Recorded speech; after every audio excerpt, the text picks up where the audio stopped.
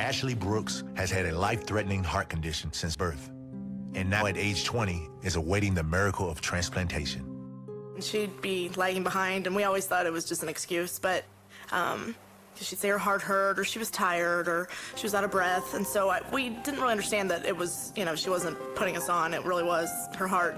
You can do it. She was born with a heart problem, but when she was first born, they misdiagnosed her and told us that she would die at any time and we should join a support group, and it was pretty scary. And then in first grade, when she was old enough, they diagnosed her with that. She has a restrictive cardiomyopathy, and with that condition, the heart doesn't fill well with blood. The way Dr. Belfour explains that it's like a turkey baster. You know how you can close it, and then it opens and it sucks it in? Well, her heart closes okay, but it doesn't open all the way. The wall is getting thicker and it's getting harder as she gets older, so it doesn't work like this. This is a heart here in 91, and if you compare it, it's enlarged here, and the lungs are not as clear. She has fluid collecting in her lungs as a result of a worsening of the condition. You feel like crud all the time, you don't get to do anything. The rest of your body's not getting enough oxygen, and it's just, basically there's no cure for it except for an end-stage illness. You get a heart transplant. During her senior year in high school, Ashley suffered several small strokes, which caused her doctor to put her on the transplant list. It was kind of a shock right then, because it was my senior year. I was getting ready to go to college, and I've been on the waiting list. It will be 2 years this month. She's receiving home inotropic drugs to stimulate her heart muscle cells to function in a more efficient manner, and she's on a continuous infusion of those drugs at home. And in addition, she has a device implanted which is called a AICD, which is a device that's used to prevent any abnormal lethal heart rhythm from occurring. Because the medicine she's on, it can cause her to have arrhythmias, which are irregular heartbeats. And if she does that, then the pacemaker will fire. People that need a transplant, they're looking death in the face. It's slow death. And they get up every morning and look in the mirror and brush their teeth and know that they may not live to see the end of the day because they're waiting for a transplant. They're taking my child's heart out. That's a pretty scary thing, and putting a new one in, and you want it to start beating right away. And then the other scary part is afterwards, that it doesn't reject, and that your body's going to say, okay, I'll keep you. You can work inside me. The heart transplant that Ashley Brooks is counting on to save her life is a paragon of medical science that has been meticulously developed over the past 50 years. But the real story of transplantation actually begins in the 4th century when Cosmos and Damien, the patron saints of transplantation, were said to have removed the gangrenous leg of a church custodian and replaced it with one from a dead Ethiopian gladiator. It wasn't until the turn of the 20th century that a French surgeon named Alex Carrel devised a method for connecting blood vessels using silk thread and techniques that he learned from a seamstress. Along with the control of infection and the invention of anesthesia, the stage was set for the development of transplantation in fact, rather than legend. Carrel's first attempts were on animals such as these dogs whose legs were swapped in 1908, prompting him to claim that transplantation had become a reality. He was far from correct. For the next 5 decades, there were few transplantation attempts and fewer successes because the recipients' bodies mysteriously but inevitably rejected the transplants. By 1950, prominent biologist Leo Loeb declared transplantation a waste of time. The goal was impossible to obtain. What he didn't know was that within 4 short years, he would be proven wrong. In Stockton, California, Alex and Grace Lopez are facing the challenge of transplantation. After the birth of their second child, Grace Lopez developed an autoimmune disease that attacked her liver. And the doctor, we talked to him, and then he says, well, this is what you got, and, eventually you're gonna need a liver transplant, or if not, die. We're not here at a point where she needs a liver. Yeah, my little boy, he's 7. He's like, Mom, when are you gonna get your new liver? When are you gonna go to the hospital to go get it? I don't think he quite understands.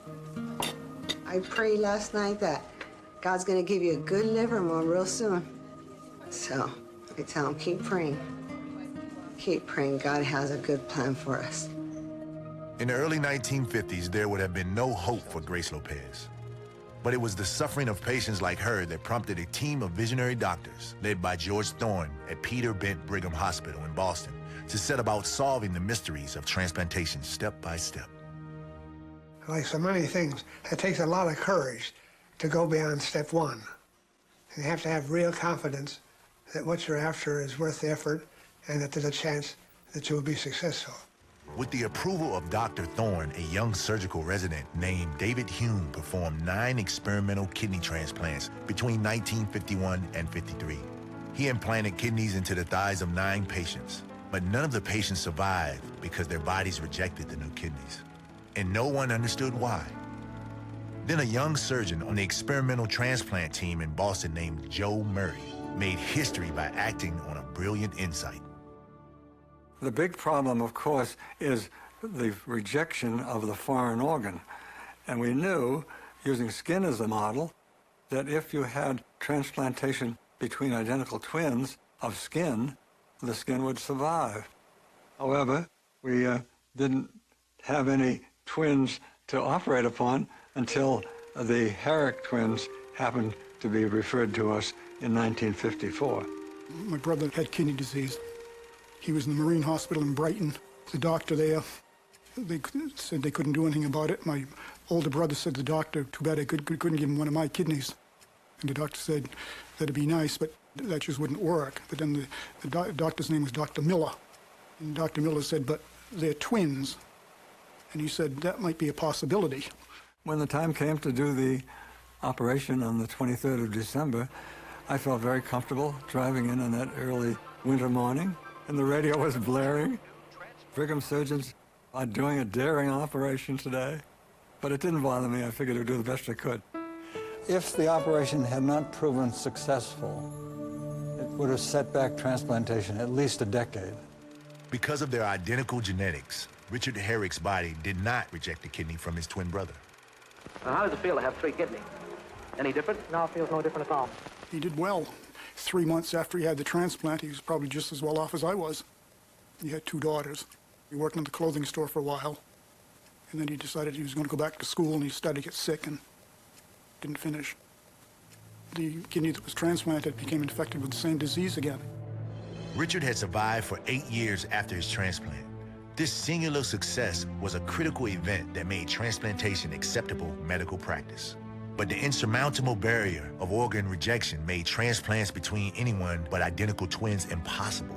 For everyone else, the human body's powerful immune response attacked and destroyed foreign tissue almost immediately. Dr. James Wolfe, a transplant surgeon who trained under Dr. Hume in the 1960s, is himself a heart transplant recipient and remembers the early days. There were big articles in the New York Times by all of the classical immunologists in the country who said, you know, these foolhardy surgeons are doing this and it's way too premature and we shouldn't even think about it yet. We don't know enough science. And so the mood was pretty much just let the dumb surgeons do what they want. Surgeons have hard heads anyway. And the mood in the surgeons was, first of all, you're dealing with patients who have 100% fatal disease. So that anything is better than 100% death. And it was worth the try. And it was so obvious when you could see some success that it wasn't that it's not going to work, it's that we aren't doing it right. A member of the transplant team at Harvard, John Merrill had had a particularly horrific experience in Japan at the end of World War II. While attending atomic bomb survivors in Nagasaki, he noticed that their immune systems had shut down as a result of the exposure to radiation. Using reports of successful immunological suppression from radiation in German experiments early in the century, the Harvard team decided to try whole-body radiation to inhibit the immune response in transplant recipients. The method that was suggested and was used in patients in both sides of the Atlantic was to do total body X-irradiation, to irradiate the patient, very high doses, and then do the kidney graft. This was really just about useless treatment. They rejected the kidney or they died, with one exception. In the case of the Reteris brothers, who were 26-year-old fraternal twins, John was given radiation treatment in increments to alter his immune system. His brother Andrew donated 1 kidney, which when transplanted, functioned well with the help of cortisone. But with the radiation, somehow it helped enough so the kidney survived. The patient survived for 25 years. By the end of the 1950s, it was clear that the genetic barrier was still an overwhelming obstacle, but the success of the Reteris brothers offered hope that there was a way around it. That hope has become a reality for Grace Lopez. Desperate to relieve her suffering, her husband Alex submits to extensive testing to see if he can donate half his own liver. In a live liver transplant, half of the donor's liver is removed and implanted into the recipient, replacing the diseased liver. This complex procedure is among the most sophisticated transplants available today and requires tremendous courage on the part of the donor. I'm gonna give Grace half of my liver. Just so, I could see her back to normal so she can stop suffering. I mean, lately she's been so much. As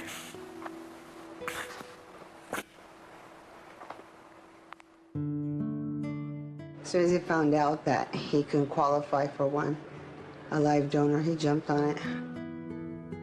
3 days before the surgery, Alex and the two children, 7-year-old Jacob and 11-year-old Alexis, packed for a 3-week stay with relatives while their parents are in the hospital. God willing, we're gonna pull through this together and, we'll go with our lives, later on. Grace's hope lies in her doctor's ability to convince her body to accept a portion of Alex's liver, a procedure that seemed impossible to the transplant research team at Harvard in 1960, who were still mystified by the inevitability of tissue rejection that destroyed the organ in virtually every transplant they attempted. But then a breakthrough at Tufts University, where Robert Schwartz and William Damashek discovered that a drug originally created to fight leukemia could be used to inhibit the body's immune response. What we found was that treatment with this anti-leukemic drug suppressed almost completely the response to a foreign antigen. This opened the door to chemical immunosuppression, as had been predicted by Sir Peter Medawar in 1945 in England. He had demonstrated that tissue rejection was an immune response that could be altered. A young surgical student of his, Roy Cowan, became intrigued with this research.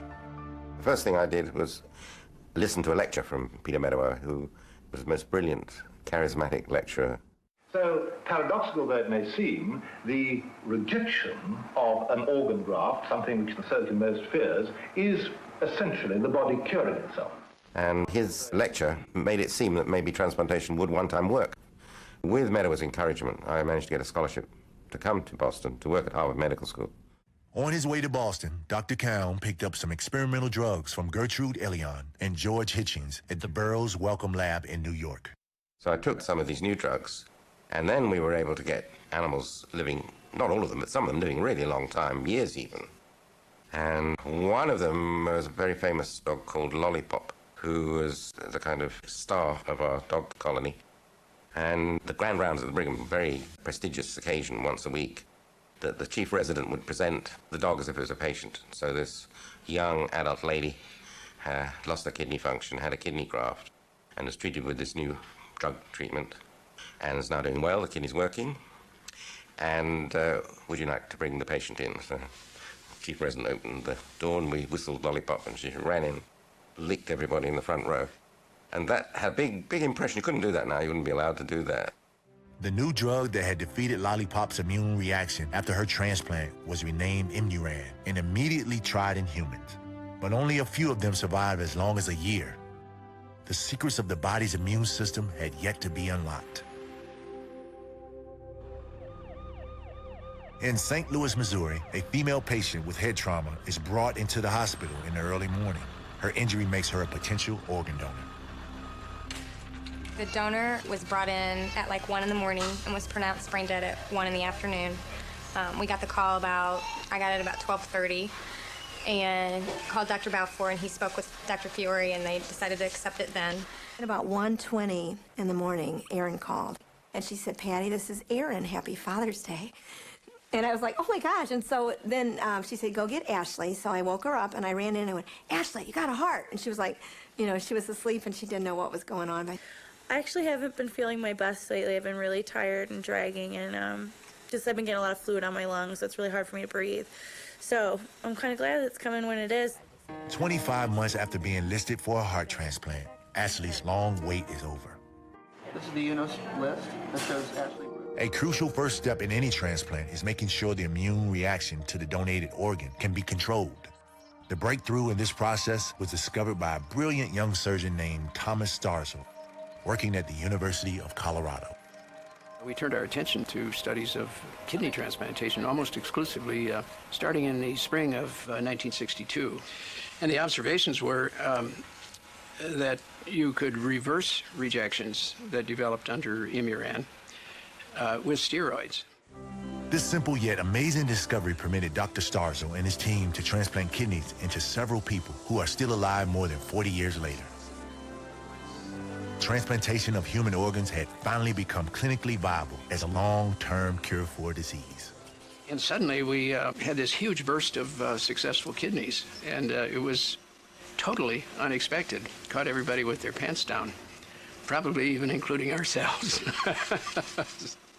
The curious thing was that no one knew why things had succeeded. I mean, for at least the next 30 years, it was inapparent why organ transplantation should work at all. That was a great mystery. Having overcome the major obstacles to successful kidney transplants, Dr. Starzl returned to his original goal, transplantation of the human liver. The first 5 attempts at liver replacement occurred over a period of 8 months, but all ended in death. Looking back on it in retrospect, those patients were well on their way to recovery as far as defeating rejection. The problem lay in transferring the complex procedures from the laboratory to the operating room, and it took Dr. Starzl 4 more years to perfect the operation. One breakthrough that made it possible was improved immunosuppression with the use of anti-lymphocyte globulin that had been developed by Anthony Monaco in Boston and John Najarian in San Francisco. And it turned out that RALG, the anti-lymphocyte globulin, was able to increase the survivalship of grafts by some 10, 15% or more. And so it really turned out to be quite an effective agent. ALG, when combined with Imuran and steroids, became the standard immunosuppressive therapy over the next decade. These drugs, along with improved surgical techniques, made it possible for Dr. Starzl to resume liver transplantation. He said, "We're going to do another series of dogs using this drug. You know how to handle it?" And I said, "Sure." Paul Taylor, a research assistant and highly regarded lab technician, working side by side with Dr. Starzl and other transplant surgeons, was a key player in helping to develop successful liver transplants in humans using the new drug therapy in canine patients. So we did a series of liver transplants, and at about 15 days with a house full of dogs, he said, "We've got to do a human. We've got to be first in the world." In 1967, Dr. Starzl's new transplant trials succeeded, making these young girls the first liver transplant survivors in history. It was a fruitful period, maybe the most fruitful period of my life, because all the fundamental issues were addressed and, for the most part, solved, at least in principle. One insight that seems obvious now, but was a revelation to doctors in 1964, was the importance of matching blood and tissue types between donor and recipient. This discovery occurred at the Medical College of Virginia, where David Hume had set up a new transplant program. They did 2 transplants from the same donor, and one of the kidneys worked spectacularly, and the other kidney got blown out in a couple of hours. So Dr. Hume studied it. He found out that you could have hyperacute rejection if you have antibodies against that particular donor. And out of that came the whole concept of that you have to do a cross-match with the cells of the donor and the serum of the recipient to see if there's a reaction. At UCLA, cross-matching of donor and recipient will become the research focus of Dr. Paul Terasaki, considered the dean of tissue typing. In 1964, we developed a method for tissue typing. And this method allowed us to look at many antisera, many people. For kidney transplants, the best results are obtained with the HLA-matched transplant. But while tissue typing was important in improving transplantation success during the 1970s, it did not completely solve the complex problem of tissue rejection, which still took the lives of far too many patients. In San Francisco, Grace Lopez's condition is deteriorating so dramatically that the day before she is to receive half her husband's liver, her doctors have to change their plans. And because of my kidneys have gotten worse and weakened, We cannot do the live donor at this time. Because of Grace's failing kidneys, she will need a kidney transplant in addition to the liver. So a live transplant from her husband is out of the question. She is placed on the waiting list for a combined liver and kidney from a deceased donor. But as of right now, my score is so high, the MELD score for a whole liver. It's gotten high to where I can qualify for one. So the way our system works in the United States, patients are given points for being ill. And the most gravely ill patients get the most points on the MELD score, and they have first access to organs. As Grace's MELD score climbs, both of her kidneys fail, and she is put on 24-hour dialysis. Finally, as she faces death itself, a liver and kidney are donated by the family of a 9-year-old who died in a tragic accident. They say it's a perfect match. It's not too big, not too small. It will fit me just right. Lily, you're gonna go to sleep in about 15 minutes. You're a man, you're strong, okay?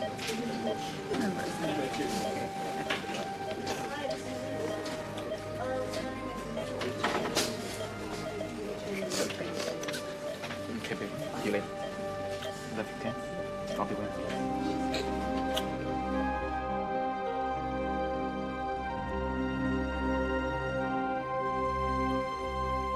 While the blood vessels of the donor liver are prepared for their new connection, the diseased liver is removed.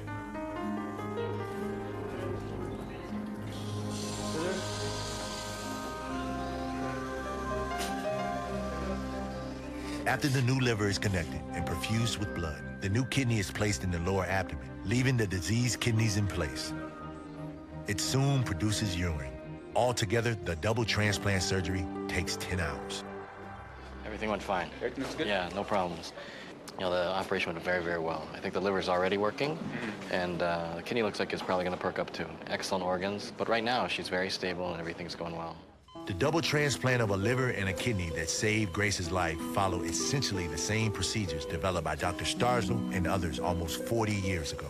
With those breakthroughs, the demand for organs increased dramatically, making it essential to develop ways to preserve organs outside of the human body so they could be transported from donors to recipients who were often many hours away. In 1966, Volkert Belzer, a Dutch immigrant who became a transplant surgeon at the University of California, San Francisco, developed a preservation technique that allowed donated kidneys to be kept in a viable condition for 72 hours. It came to be known as the Belzer machine. This huge 400-pound preservation machine. So we roll it on the lift gate and put it inside of the van and tie it down, and we would transport organs within a 300-mile radius of Richmond, take it into hospitals. That worked very well. Later at the University of Wisconsin, Belzer developed a new preservation solution that kept organs viable for 3 times longer than had been possible before. The reason we're able to transplant as many organs today in good part goes to him, because he developed a solution by which we can preserve the kidneys, hearts, livers, and can afford to keep those organs outside the body for some period of time before they're transplanted. Ironically, new successes in surgery and immunosuppression and the ability to preserve and transport organs created a new problem, an ever-increasing demand for healthy organs. In the late 1960s, some relief to this shortage resulted from a new definition of death created at Harvard in order to relieve the suffering of terminally ill patients. So I went to the dean of the medical school and said we should define death in terms of brain function rather than heart or lung function. And so Dean Ebert set up a committee, and there are about 15 of us on it, and tried to define death in terms of cessation of brain function. And they considered just what should be the ingredients of the diagnosis of brain death that would be utterly reliable, so that when you found these changes in a patient, you could say that patient will never live again. That you can sustain the body for a period of time, but that the patient would never wake up and would never have a life after that. It had to be utterly certain that that was true. The Harvard Committee's criteria for brain death was published in the Journal of the American Medical Association in 1968. And when that occurred, that opened the field, because then we could take a patient whose heart was still beating, lungs were still working, kidneys were working, liver was working, and yet he's brain dead. and be able to remove those organs while they were still vital and be able to use them for transplantation. It's important to emphasize that this diagnosis of brain death was not made for transplantation. It was made for those patients who were dying. And one needed to have that to stop treatment when it wasn't going to do anything further. It did turn out to be very helpful for transplantation. And sometimes people have been confused and thought, well, transplantation made it happen. But it didn't. It was there anyway. And when there's brain death, there's nothing that can be done. And families often respond to the suggestion that others will benefit from this and others will live. And they find that very comforting. The idea of brain death opened the door for the most dramatic of all transplants, the human heart. This remarkable procedure was developed by Norman Shumway at Stanford University beginning in 1951. Working with Dr. Richard Lauer, he spent 10 years in the research clinic and laboratory.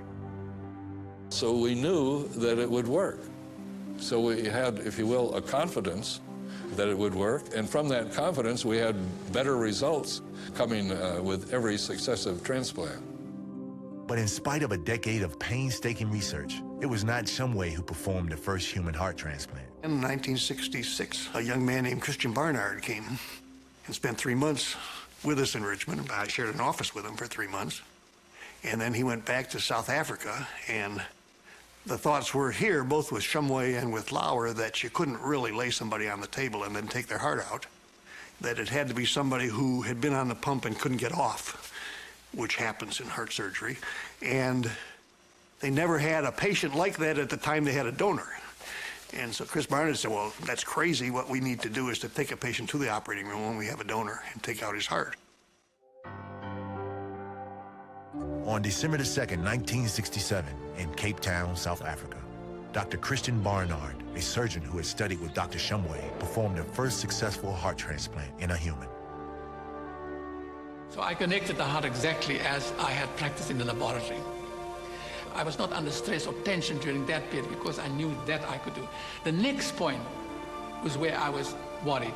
Would the heart start beating again once I supply it now with warm blood from the heart machine? There was absolute silence and nervousness. I think that was almost tangible at that moment.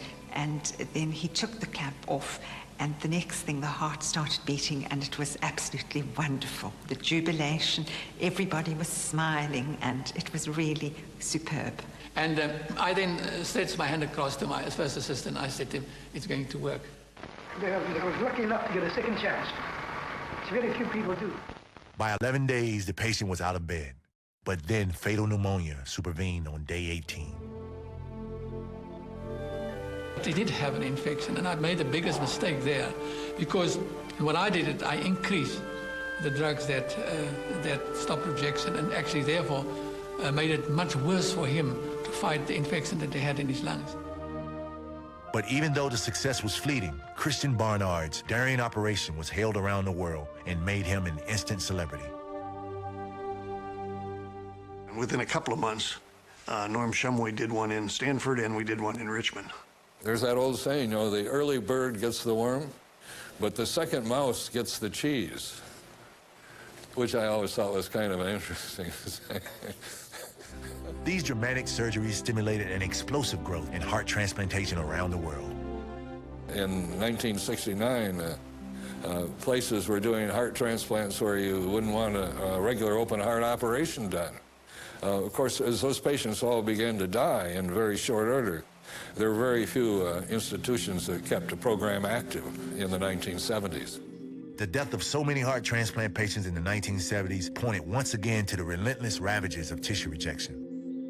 It was clear that more research into immunosuppression was essential. At Cardinal Glennon Children's Hospital in St. Louis, the time for Ashley Brooks' heart transplant has arrived, and Dr. Fiore prepares for surgery.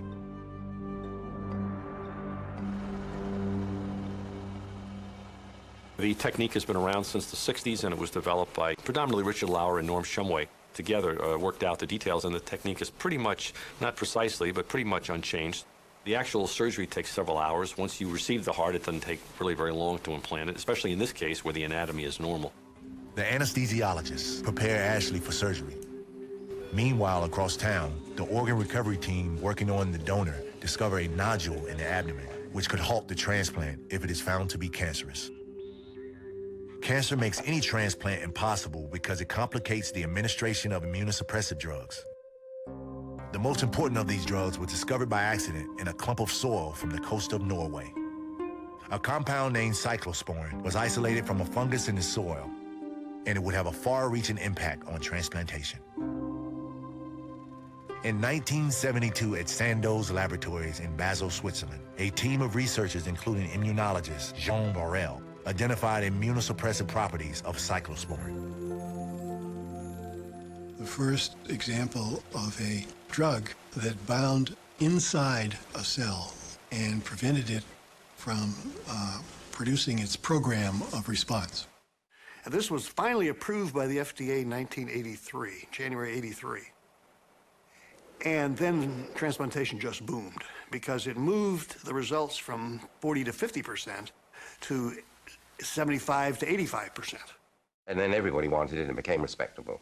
Sometimes there was a perception if a little kid went on TV, little yellow baby who had liver failure, and that person got a transplant, people thought, oh, you have to go on TV to get an organ.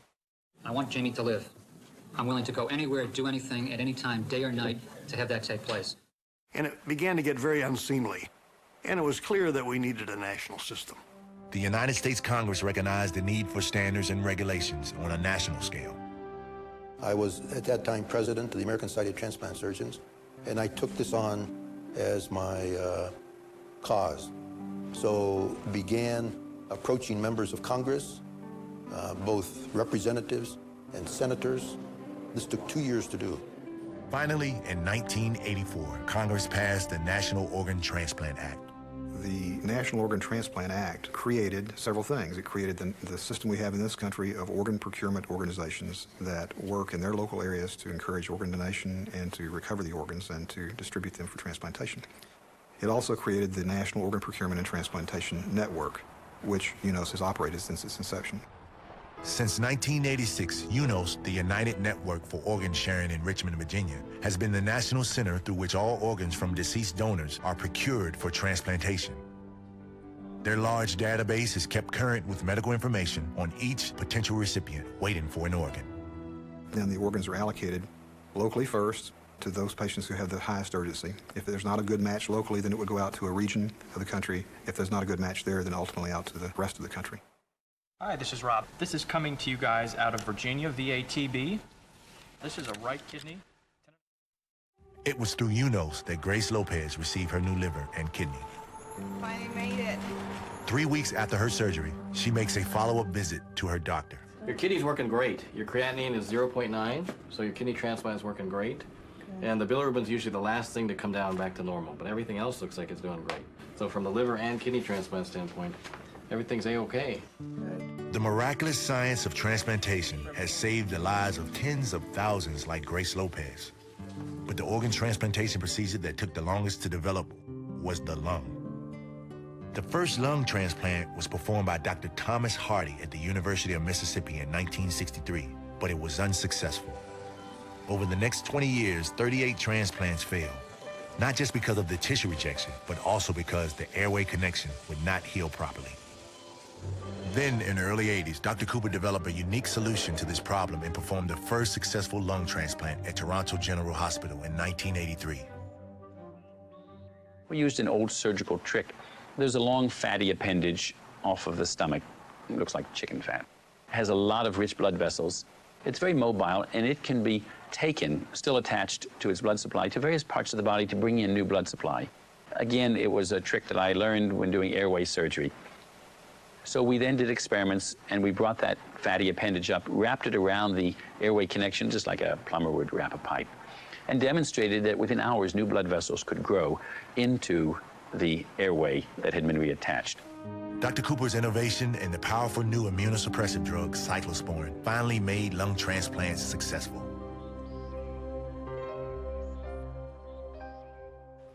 In St. Louis, as Ashley's chest is prepared, pathology reports show the donor does not have cancer.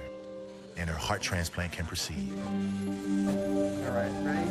Here we go. Tie it off. Heparin's in. At this moment, called a cross clamp, the donor's heart is stopped and removed.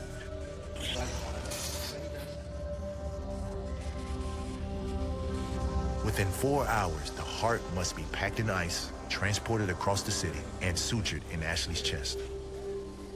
If all goes well, the transplanted heart will start beating on its own when it fills with warm blood.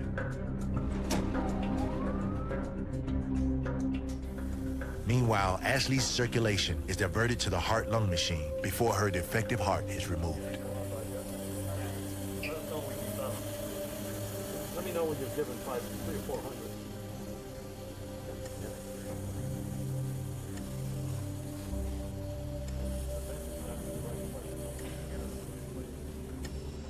The blood vessels are tailored to fit and then sutured in place.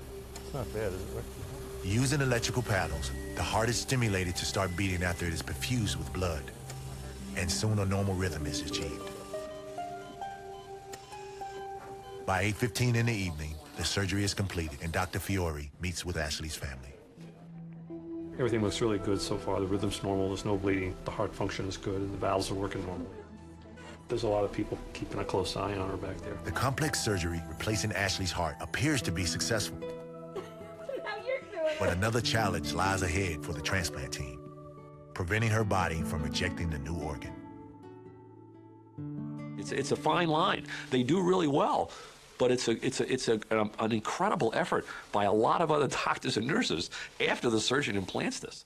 This had been true from the very beginning of transplantation, when doctors learned that medical care after the transplant was as important as the transplant itself in keeping patients alive. The surgery itself was easy enough.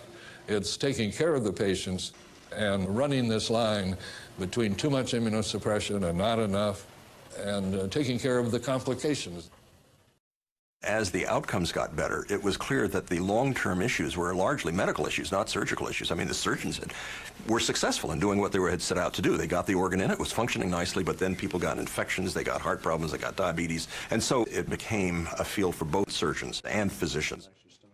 If something gets out of whack, if drugs don't get given or appropriate tests don't get drawn, and when you examine these patients, if you see something or note something which isn't quite right, and you pursue it, and you uncover a problem, and you treat it, that can be the difference between life or death for these patients. 5 days after the heart transplant, Ashley's progress is evaluated. It's a miracle that they know how to put it in. It's a miracle that it's still beating nice and strong. And this morning she called me and said, "Mom, I had a heart transplant. I have a new heart in me." And she was really, I think that's the first time it really dawned on her that she was, gonna be okay. I've been so lucky. I just was like, it's just a miracle. I can hardly believe it. While the surgery appears to be successful, the next few weeks and months will determine the outcome of Ashley's transplant. As her doctors maintain the precarious balance of medication that will prevent rejection of her new heart, Ashley looks forward to a new life as an adult. Don't you just love getting Christmas trees? Yes.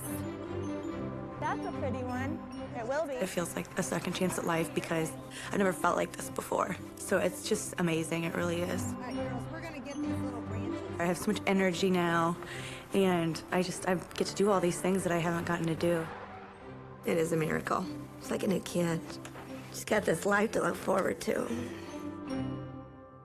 A paradox of the many miracles in the science of transplantation is that its successes have caused an overwhelming shortage of organs. But new breakthroughs are helping to alleviate this problem. New surgery techniques, for example, have made donating much less traumatic for live kidney donors. In 1990, the first removal of a diseased kidney using the minimally invasive technique of laparoscopic surgery was achieved by Dr. Ralph Clayman in St. Louis. We looked at the kidney and said, well, why can't we take the kidney out?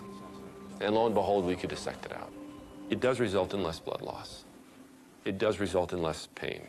It does result in shorter hospital stay. It does result in less disfigurement. It does result in quicker convalescence. A modification of this laparoscopic technique will later be used at Johns Hopkins to remove donor kidneys for transplant by Dr. Lloyd Ratner.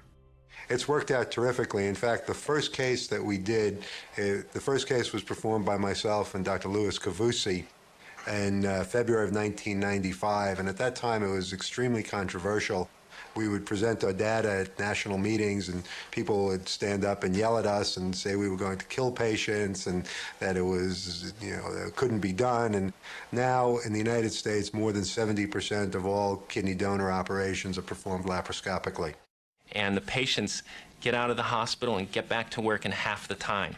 So essentially, that operation has made it easier in a way to donate a kidney.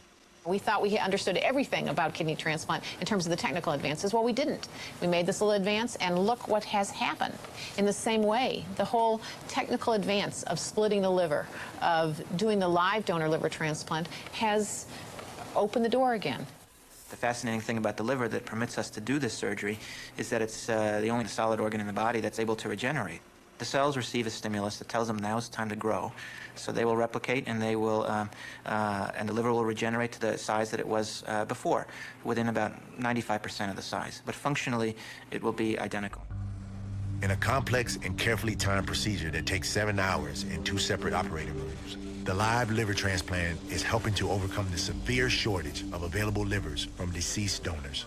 The enormous amount of work and effort and extra risk that we have to take in doing living donation is justified because that's better than watching patients die in the waiting list waiting for a cadaver liver.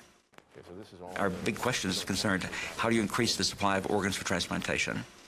And given the fact that the supply is now and will probably be limited in the future, how do you distribute available organs in an efficacious and fair or just way?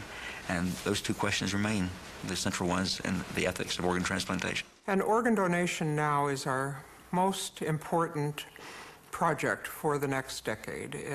Finding organs, there's so many more people who need organs than who are receiving them. The statement has been made that we just aren't getting enough donor kidneys in this country.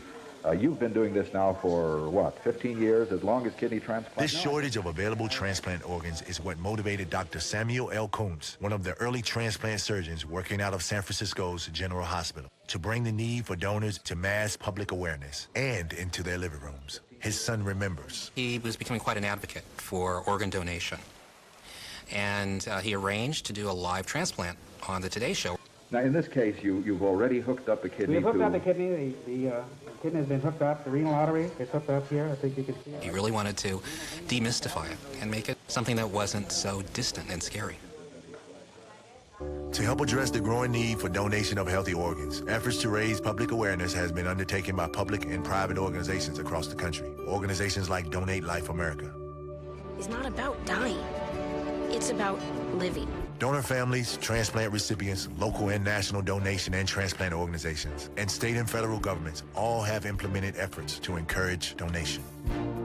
In fact, the U.S. Department of Health and Human Services recently implemented 3 breakthrough collaborations involving hundreds of healthcare facilities in the donation community to focus intensively on increasing donation within the nation's hospitals. This effort led to an unprecedented increase in donation in 2004 through 2006. But sadly, despite all these efforts, the donation of healthy organs still lags far behind the nation's growing need. And minority donation is an even greater challenge. That's why we're out here. We're out here trying to alleviate some of the fears and misconceptions surrounding this issue. Many African Americans have misperceptions about why they don't want to donate. And Dr. Callender was able to quantify those misperceptions and say these are the things we need to change through education. MOTAP is the National Minority Organ Tissue Transplant Education Program, and because of that effort now, more than 50% of the donors for the kidneys that our patients receive at Howard are from African Americans. Although the efforts of MOTAP have increased minority donations significantly at Howard University, in most other areas of the United States, there are still disproportionately low numbers of minority donors compared to minorities who are waiting for transplants. On the waiting list here in Alabama, nearly 80% of those waiting for a kidney transplant are African American. Yet still, less than 15% of all donor organs come from African Americans. And so I appeal to you that we need more African Americans to be organ donors. But even with all these efforts to encourage donation, within the next few years, 100,000 people will be waiting for life-saving organs, and more than 16 people die every day because no organ is available for them. And even with the remarkable advances over the past 50 years, the ultimate goal of tissue tolerance has yet to be achieved. The research today is looking for tolerance, which is the ideal. It's something that we refer to as a holy grail of transplantation. In other words, is it possible that we can make individuals tolerant to the point that they will not require immunosuppressive drugs? Looking at the past 50 years, I look at it as a climb towards the top of the mountain to achieve a perfect transplant. So if a blind mountain climber could scale Mount Everest, I'm sure we can reach the top of the mountain and achieve that perfect transplant. I've often said that everything we've done up to this point is just a drop in the bucket. This is a prelude to the real era of transplantation. But there are still major problems. The biggest obstacle to long-term success is rejection or the complications of immunosuppressive drugs. The biggest obstacle to getting a transplant is the insufficient number of donor organs. That problem is going to be a little more difficult. The future looks bright for Grace Lopez. 6 months after her double transplant, her family and friends join her to celebrate her 37th birthday and the beginning of a new life.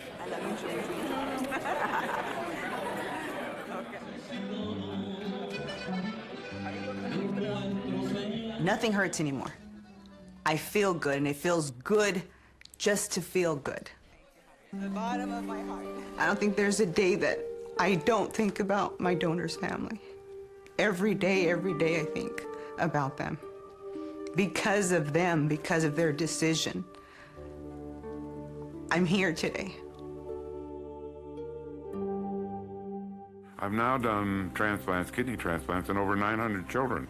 And it's the most rewarding of all the transplants I do, to take a little child and give him an organ and have that child grow up and send you an invitation to his graduation from high school. You can't find a better paymaster than that. There's a gentleman from Denver, Colorado, who came here and was on a ventilator from severe emphysema. And I think it's been about 10 or 11 years now since he had his successful bilateral transplant. Every year he goes to Switzerland. He sends me a picture from the top of the mountain surrounded by snow-capped peaks. That's a miracle. It is a miracle. It's a miracle in the broadest sense. It's not magic. It's a wonderful thing. For A Science of Miracles, I'm Alonzo Mourning, and I got my new kidney on December the 19th, 2003.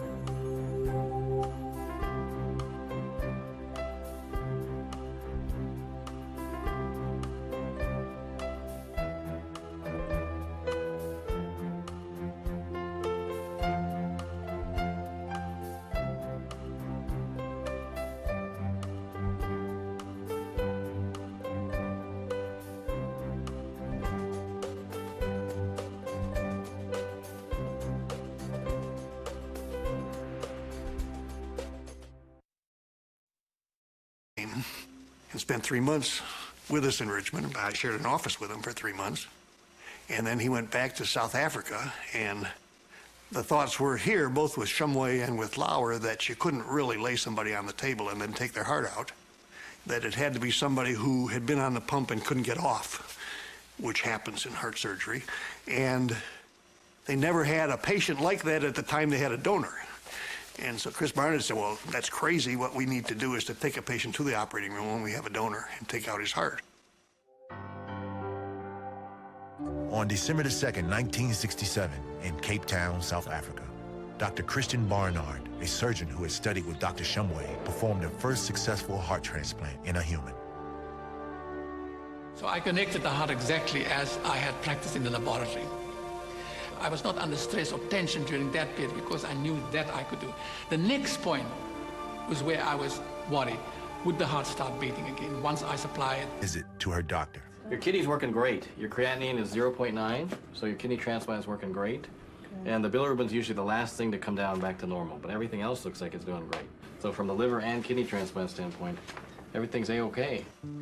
The miraculous science of transplantation has saved the lives of tens of thousands like Grace Lopez. But the organ transplantation procedure that took the longest to develop was the lung.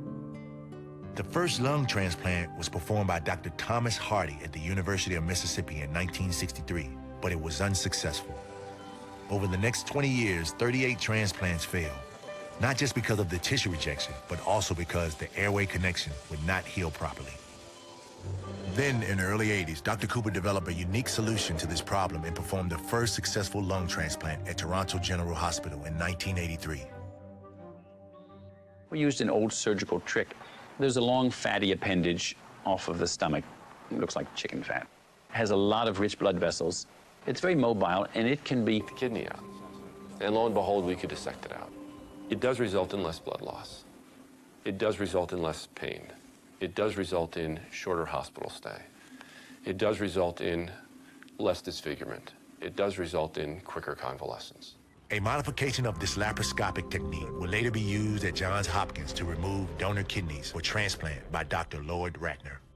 It's worked out terrifically. In fact, the first case that we did, the first case was performed by myself and Dr. Louis Cavusi in February of 1995, and at that time it was extremely controversial.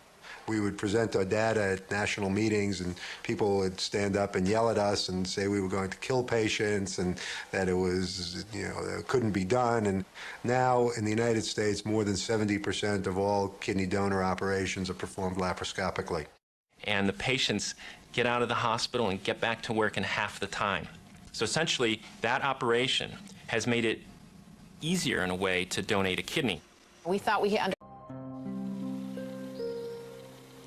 Ashley Brooks has had a life-threatening heart condition since birth, and now at age 20 is awaiting the miracle of transplantation. She'd be lagging behind, and we always thought it was just an excuse, but she'd say her heart hurt, or she was tired, or she was out of breath, and so we didn't really understand that it was, she wasn't putting us on. It really was her heart. You can do it. She was born with a heart problem, but when she was first born, they misdiagnosed her and told us that she would die at any time and we should join a support group, and it was pretty scary. And then in first grade, when she was old enough, they diagnosed her with that.